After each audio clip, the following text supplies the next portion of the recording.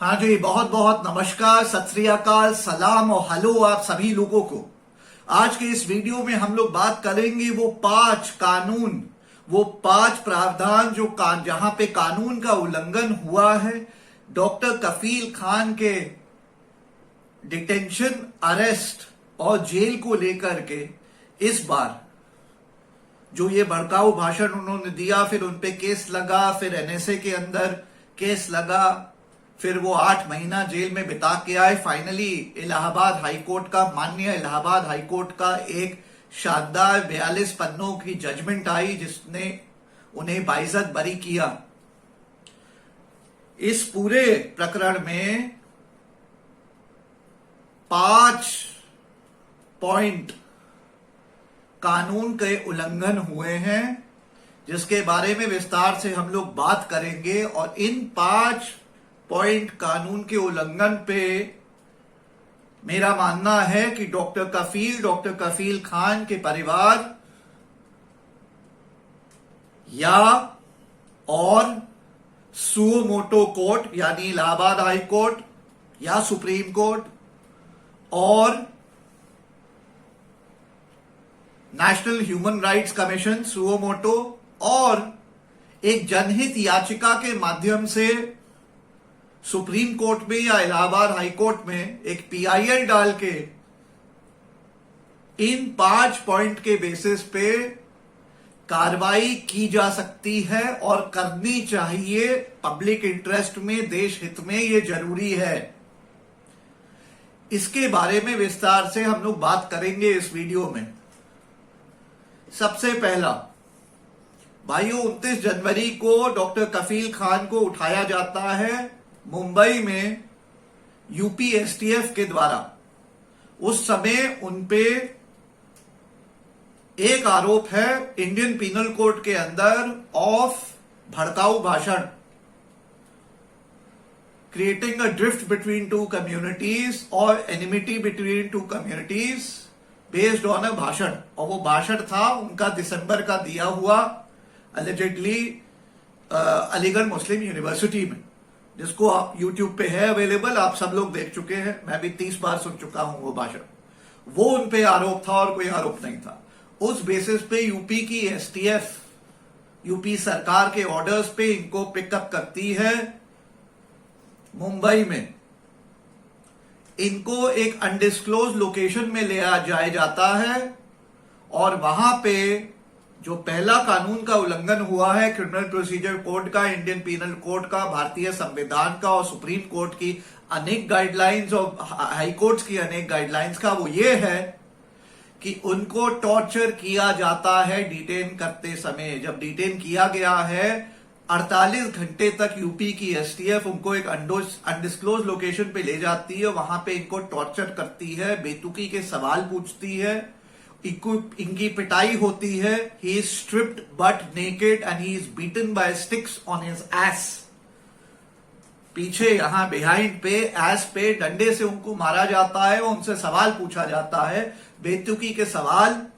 2 सवाल जो बार बार डॉक्टर कफील बता रहे हैं जो पूछे गए। एक, क्या डॉक्टर कफील आपने ऐसा चूरन बनाया है जो भारत भर में आप फैला देंगे, वो चूरन खाने से लोगों की मौत हो जाएगी? पहला।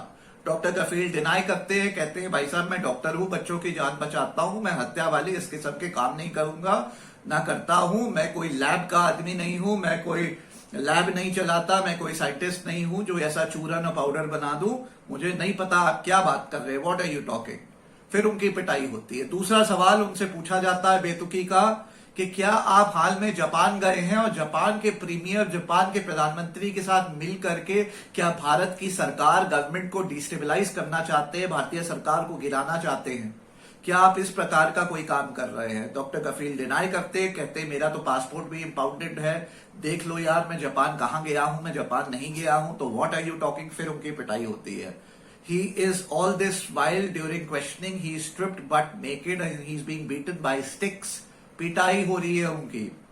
24 घंटे नहीं 48 घंटे तक ये प्रताड़ना कंटिन्यू करती है। 48 घंटे तक उनको टॉर्चर किया जाता है, क्वेश्चनिंग की जाती है।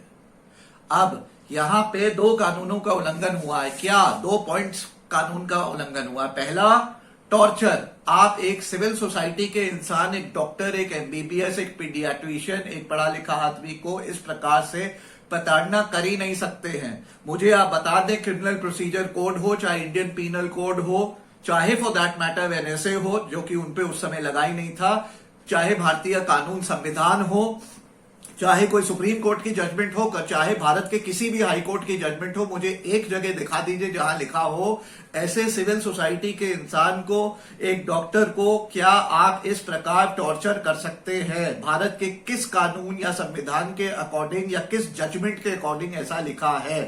क्या ये अलाउड है? क्या ये किया जा सकता है? जवाब है नहीं, ये नहीं किया जा सकता है। ये कानून और संविधान, सुप्रीम कोर्ट की गाइडलाइंस, जजमेंट और हाई कोर्ट की गाइडलाइंस और जजमेंट के खिलाफ है।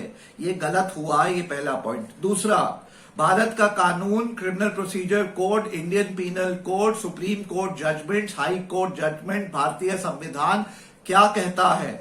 आप सभी अगर फर्स्ट ईयर लॉ स्टूडेंट भी बच्चे हैं तो आप लोग भी जानते हैं, कॉमन आप आदमी हैं तो भी आप जानते हैं, और पुलिस में भर्ती एक संतरी भी जानता है, उसके लिए आईपीएस भी नहीं होने की जरूरत है। एक अगर आप सिर्फ हवलदार भी हैं तो भी आप जानते हैं कि अगर आपको अरेस्ट डिटेन किया गया है तो 24 घंटे के अंदर आपको मैजिस्ट्रेट साहब के सामने प्रोड्यूस करना अनिवार्य है। यही कानून है। अगर आप मैजिस्ट्रेट के सामने 24 घंटे के अंदर मुलजिम को नहीं प्रोड्यूस करेंगे तो ये कानून का उल्लंघन है, सीआरपीसी का उल्लंघन है, इंडियन पीनल कोड का उल्लंघन है, संविधान का उल्लंघन है, सुप्रीम कोर्ट की गाइडलाइंस और जजमेंट का उल्लंघन है, और वेरियस हाई कोर्ट की गाइडलाइंस और जजमेंट का उल्लंघन है। ये दूसरा पॉइंट है। 24 घंटे के अंदर अरेस्ट डिटेंशन के अंदर डॉक्टर कफील खान को मैजिस्ट्रेट के सामने यूपी एसटीएफ ने नहीं प्रोड्यूस किया, यहां पे कानून का उल्लंघन हुआ है। पॉइंट नंबर 2 है, 48 घंटे तक उनको टॉर्चर किया, डिटेन किया रहा, लेकिन उनको 48 घंटे तक मैजिस्ट्रेट साहब के यहां नहीं प्रोड्यूस किया। ये कानून का उल्लंघन है, कानून का उल्लंघन है। ये पॉइंट नंबर 2 है, जहां पे यूपी की एसटीएफ, यूपी के ये कर्मचारी, हाँ यूपी सरकार ने गलत किया है, कानून का उल्लंघन किया है। ठीक है, अब मैं नंबर 3 पे आता हूं। नंबर 3, ये सारी प्रताड़ना के बाद, टॉर्चर के बाद, इलीगल डिटेंशन के बाद, इलीगल अरेस्ट के बाद जब उनको मुंबई के मैजिस्ट्रेट के सामने अपीयर कराया गया ट्रांजिट बेल के लिए, और डॉक्टर कफील खान की जान में जान आई, उन्होंने मैजिस्ट्रेट साहब के सामने कहा भी कि मेरी जान चली जाएगी, एसटीएफ से मुझे जान का खतरा है, ये मेरा एनकाउंटर ना कर दे, मुझे मार ना दे ये लोग, मेरी जान को बचाइए वगैरह। तो मैजिस्ट्रेट साहब को सलूट है, उन्होंने अच्छा काम किया। उन्होंने ऑर्डर में लिख दिया कि इनकी जान की हिफाजत हो, इनकी जान को कुछ होना नहीं चाहिए वगैरह का उन्होंने ट्रांजिट बेल में ऑर्डर में लिख दिया, जिसके बाद डॉक्टर कफील खान का कुछ एनकाउंटर वगैरह नहीं हुआ, उनकी जान बची। वाकई बहुत अच्छा हुआ। लेकिन अब मैं आता हूं ट्रांजिट बेल मिलने के बाद, जब वो मथुरा में उनका हैंडओवर हुआ और मथुरा जेल उनको पहुंचाया गया, तो अब मैं पॉइंट नंबर 3 पे आ रहा हूं, जहां कानून का उल्लंघन होता है। क्या हुआ समझिए। मथुरा जेल जब ये पहुंचे डॉक्टर कफील खान, तो मथुरा जेल के नॉर्मल वार्ड में, बैरक में इनको नहीं डाला गया। इनको जब मथुरा जेल ये पहुंचे तो शुरू में काली काल कोठरी में डाल दिया गया, आइसोलेशन वार्ड में डाल दिया गया। आइसोलेशन वार्ड ये कोरोना वाला नहीं, जेल वाला आइसोलेशन वार्ड, जिसको मथुरा जेल में तन्हाई वार्ड कहते हैं, अन्य जेलों में आइसोलेशन वार्ड कहा जाता है, या हिंदी में काली काल कोठरी कही जाती है। मीनिंग जो बिल्कुल टेररिस्ट लेवल के लोग होते हैं, जिनको टॉर्चर करना होता है, परेशान करना होता है, उनको इस प्रकार के काली काल कोठरी में डाला जाता है। ठीक है, डॉक्टर कफील खान, जिनको पहले 48 घंटे पिटाई हुई, टॉर्चर हुआ, उसके बाद मुंबई से मथुरा तक लाया गया, जो 3 दिन के 36 घंटे से थके हुए हैं, भूखे हारे हैं, थके हुए हैं, उनको फिर काली काल कोठरी में डाल दिया जाता है मथुरा जेल के। नॉर्मल बैरक में, नॉर्मल अंडर ट्रायल की तरह नहीं रखा जाता है, जैसे कि पता नहीं उनपे किस किस टेररिज्म एक्टिविटी के कितने कितने षड्यंत्रों के इल्जाम है। जबकि इल्जाम क्या था? भड़काऊ भाषण का। भड़काऊ भाषण का इल्जाम था, जो जब इलेक्शंस हो रहे होते हैं लोकसभा या राज्यसभाओं के, तो ऐसे दर्जनों इल्जाम जो है लगाए जाते हैं दर्जनों नेताओं पे, तो उनपे इस किस्म का इल्जाम था, बस भड़काऊ भाषण का, और कुछ नहीं, कोई इल्जाम उस समय नहीं था। इनको काली काल कोठरी में डाल दिया जाता है। तो पॉइंट नंबर 3 जो कानून का उल्लंघन हुआ है, इनको काली काल कोठरी में जो डाल दिया जाता है वो जेन मैनुअल का भी उल्लंघन है, भारतीय संविधान का उल्लंघन है, ठीक है, सीआरपीसी का उल्लंघन है, इंडियन पिनल कोड का उल्लंघन है, सुप्रीम कोर्ट की जजमेंट्स और गाइडलाइंस का उल्लंघन है और वेरियस हाई कोर्ट की जजमेंट्स और गाइडलाइंस का उल्लंघन है। 6 कानूनों का यहाँ उल्लंघन हुआ। ये पॉइंट नंबर 3 है। जो जेलर हैं मथुरा जेल के, जिन्होंने डिसाइड किया कि इनको काल कोठरी में डाल दिया जाए, उन्होंने ये तीसरा पॉइंट का उल्लंघन किया है। ये थर्ड पॉइंट उल्लंघन है जो कि डॉक्टर कफील खान के केस पे हुआ। ये नहीं होना चाहिए था। उसके बाद काल कोठरी में डालने के बाद डॉक्टर कफील खान को, अब आप लोग समझिए, डॉक्टर कफील खान को काल कोठरी में डालने के बाद उनके साथ प्रताड़ना हुई है। क्या प्रताड़ना, क्या टॉर्चर हुआ है? 1 दिन नहीं, 2 दिन नहीं, 3 दिन नहीं, 4 दिन नहीं, 5 दिन। जी हाँ, 1 दिन नहीं, 2 दिन नहीं, 3 दिन नहीं, 4 दिन नहीं, 5 दिन तक, जी हाँ 5 दिन तक डॉक्टर कफील खान को खाना नहीं दिया गया है। मैं रिपीट कर रहा हूं, डॉक्टर कफील खान ने कोई व्रत नहीं रख लिया है, कोई फास्ट नहीं कर लिया है। डॉक्टर कफील खान को 1 दिन नहीं, 2 दिन नहीं, 3 दिन नहीं, 4 दिन नहीं, 5 दिन तक खाना नहीं दिया गया है जेल की काल कोठरी में बंद करके। जी हाँ, 5 दिन तक खाना नहीं दिया गया है। डॉक्टर कफील खान के लफ्जों में उनकी अंतड़ियां सूख गई थी, खाना मांग रही थी। जो आदमी 36 घंटे से भूखा, जिसको मारा पीटा गया है, थका हुआ है, उसको 5 दिन जेल के काली कोठरी में डाल के खाना नहीं दिया जाता। He is starved, he is being starved to death. ठीक है, पानी उनके मुंह पे डेली मारा जाता है बस ये देखने के लिए कि वो जिंदा है कि नहीं। कहना चाहूंगा भाइयों, अगर डॉक्टर कफील खान को डायबिटीज होता, डायबिटीज के पेशेंट होते, तो वो मथुरा जेल ही में काल कोठरी में मर चुके होते। क्योंकि एक डायबिटिक पेशेंट, आपको पता है, उसकी शुगर लेवल्स अप लो हो जाएंगी अगर उसको खाना नहीं मिलेगा। इस प्रकार की प्रताड़ना झेलने पे वो मर जाएगा, आदमी मर जाएगा। डॉक्टर कफील खान अगर डायबिटीज के पेशेंट होते तो अब तक मर चुके होते, उनकी हत्या हो चुकी होती मथुरा जेल में। तो ये तीसरा पॉइंट है जहां पे इलीगैलिटी कमिट हुई है डॉक्टर कफील खान के खिलाफ। ये जेल मैनुअल के खिलाफ है, संविधान के खिलाफ है, सुप्रीम कोर्ट के खिलाफ है, हाई कोर्ट के खिलाफ है, सीआरपीसी के खिलाफ है, इंडियन पिनल कोड के खिलाफ है, एंड ऑफ कोर्स अंतरराष्ट्रीय इंटरनेशनल ह्यूमन राइट्स लॉज और प्रोविजंस के खिलाफ है। आप कर ही नहीं सकते ऐसे। और ये सब किसके खिलाफ हो रहा है? क्या डॉक्टर कफील खान कोई उसामा बिन लादेन टेररिस्ट है? क्या डॉक्टर कफील खान दाऊद इब्राहिम है? क्या डॉक्टर कफील खान अजमल कसाब है? कौन है डॉक्टर कफील खान? डॉक्टर कफील खान एक सिविल सोसाइटी का एक्टिविस्ट है।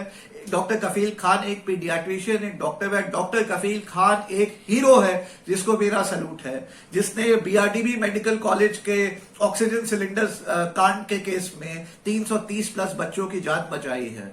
एक नहीं, 2 कमेटियों ने ऐसा पाया है। इलाहाबाद हाईकोर्ट ने उन कमेटियों की रिपोर्ट की जांच करके ऐसा पाया है। डॉक्टर कफील खान वो इंसान है जो बावजूद सस्पेंशन के 103 कैंप लगाता है, मेडिकल कैंप, और 50,000 बच्चों की जान बचाता है। डॉक्टर कफील खान वो हीरो है जिसको मेडल्स और ट्रॉफीज और नोबेल प्राइज मिलना चाहिए। वो इंसान नहीं जिसको जेल में डाल के प्रताड़ित किया जाए इस प्रकार से जैसे कि वो टेररिस्ट है। ये तीसरा पॉइंट है जो कानून का उल्लंघन हुआ है। अब मैं आता हूं चौथा पॉइंट कानून का उल्लंघन जो हुआ है। जानिए आप लोग, जब डॉक्टर कफील खान को काल कोठरी में डाल दिया जाता है, 5 दिन भूखा रखा जाता है, प्रताड़ित किया जाता है, तो मथुरा जेल का जो जेलर है वो डेली डॉक्टर कफील खान को 10 मिनट के लिए मिलने आता है। उनको जानते हैं क्या कहता है? उनका केस है भड़काऊ भाषण का। वो भड़काऊ भाषण के केस की बात नहीं करता, उनसे कहता है जो बीआरडीबी स्कैम हुआ था ऑक्सीजन सिलेंडर वाला, जिसमें 70-75 बच्चों की मृत्यु हो गई, तुम उसमें आवाज उठाना बंद करो। क्योंकि डॉक्टर कफील खान जब बाइजक खुद बरी हो गए उस केसेस में, रिपोर्ट 2 कमेटियों के रिपोर्ट द्वारा, हाईकोर्ट द्वारा, तो डॉक्टर कफील खान ने कहा भाई अगर मैं बाइजक बरी हो गया, मैं इसमें अगर हीरो हूं, मैंने बच्चों की जान बचाई है, लेकिन जो 70-75 बच्चों की जो मृत्यु हुई है फिर उसका कौन जिम्मेदार है? उसका जिम्मेदार डॉक्टर कफील खान बोलते आए हैं जो सत्य है, और मैं भी वही बोल रहा हूं जो सत्य है। कौन जिम्मेदार है भाई? ऑक्सीजन सप्लाई जो सप्लायर था उसने सप्लाई क्यों बंद कर दिया? तो पहली बात, सप्लायर जिम्मेदार है। दूसरा, पाया गया कि जो सप्लायर था उसका बिल पेंडिंग था 77 लाख रुपए का। वो 77 लाख रुपए पे करने का कौन जिम्मेदार है? बीआरडीबी मेडिकल कॉलेज रन करता है यूपी का हेल्थ डिपार्टमेंट। तो यूपी की हेल्थ मिनिस्ट्री, यूपी के जो उस समय के मौजूदन जो उस समय के हेल्थ सेक्रेटरी हैं और जो हेल्थ मिनिस्टर थे यूपी स्टेट में, ये लोग जिम्मेदार है। कौन जिम्मेदार है? इन्होंने अगर पे कर दिया होता तो सप्लायर जो है सप्लाई काटता नहीं ऑक्सीजन का, ऑक्सीजन अगर आते रहता तो बच्चों की डेथ नहीं होती, सीधी सी बात है।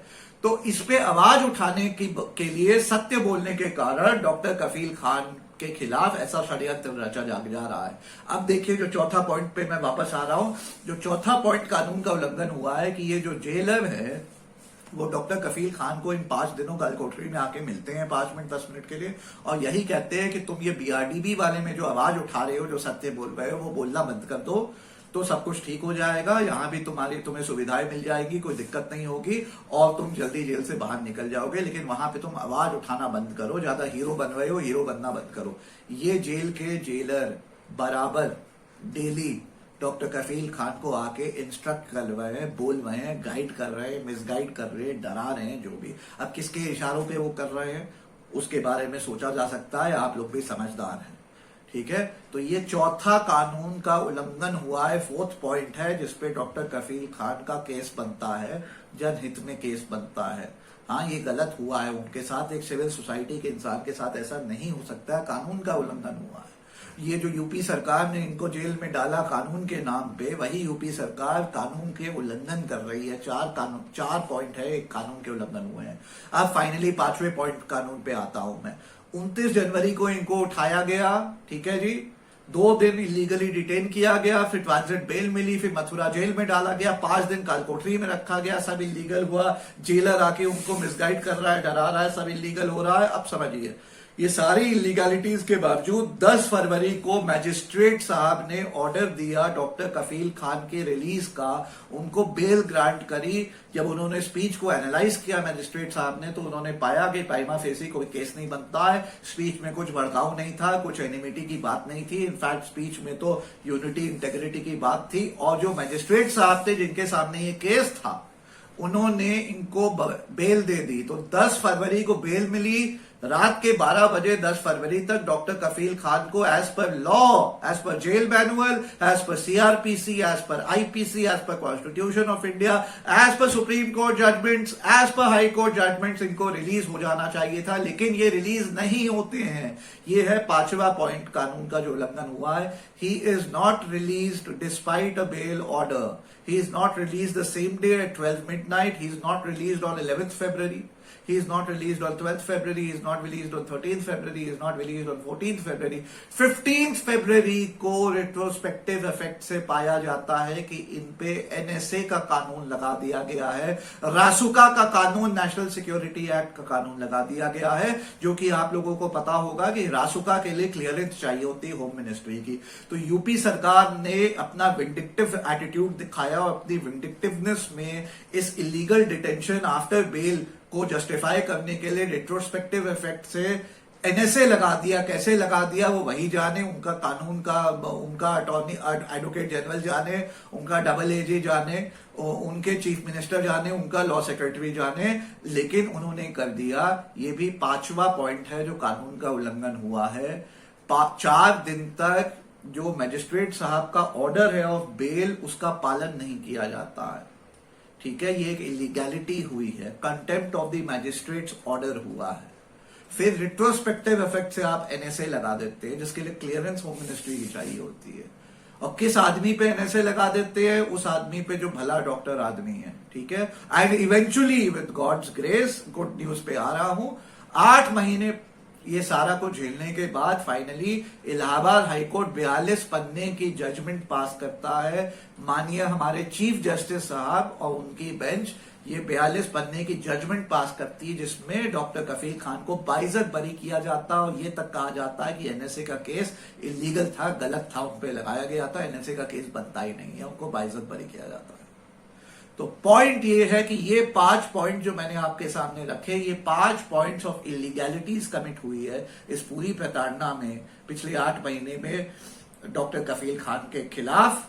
हाँ, और इन 5 पॉइंट बेसिस पे डॉक्टर कफील खान का परिवार, ठीक है, या suo motu Allahabad high court या सुप्रीम कोर्ट या नेशनल ह्यूमन राइट्स कमीशन, हाँ, या जनहित याचिका के माध्यम से सुप्रीम कोर्ट या ऑनरेबल इलाहाबाद हाई कोर्ट में केस कंप्लेंटें फाइल हो सकती हैं, दर्ज हो सकती हैं। और यूपी सरकार, मथुरा के जेलर और ये एसटीएफ के जो कर्मचारी इन्वॉल्व थे इनके इलीगल डिटेंशन और टॉर्चर में, इन सब लोगों को रिस्पोंडेंट बना के, अक्यूज्ड बना के, को अक्यूज्ड बना के इनके खिलाफ कार्रवाई की जा सकती है। इसके अलावा डॉक्टर कफील खान, उनके परिवार कॉम्पनसेशन का केस फाइल कर सकता है यूपी सरकार के खिलाफ, और मिनिमम मैं तो बोल रहा हूं 1 करोड़ से 10 करोड़ रुपए का कॉम्पनसेशन का केस फाइल कर सकता है। प्रेसिडेंट्स इसमें है, 1 करोड़ तक का राशि इसमें कॉम्पनसेशन मिल सकती है और मिलनी चाहिए। सिविल सोसाइटी के आदमी है, 10 करोड़ तक की मांग करनी चाहिए जितना मुझे पता है।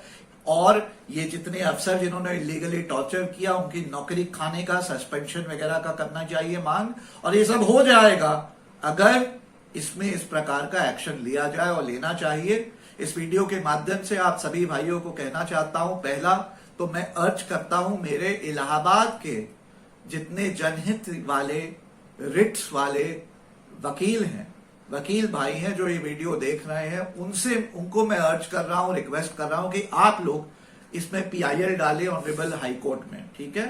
दूसरा, और वकील भाई जो देख रहे हो वो इसमें नेशनल ह्यूमन राइट्स कमीशन पे कंप्लेंट डालें।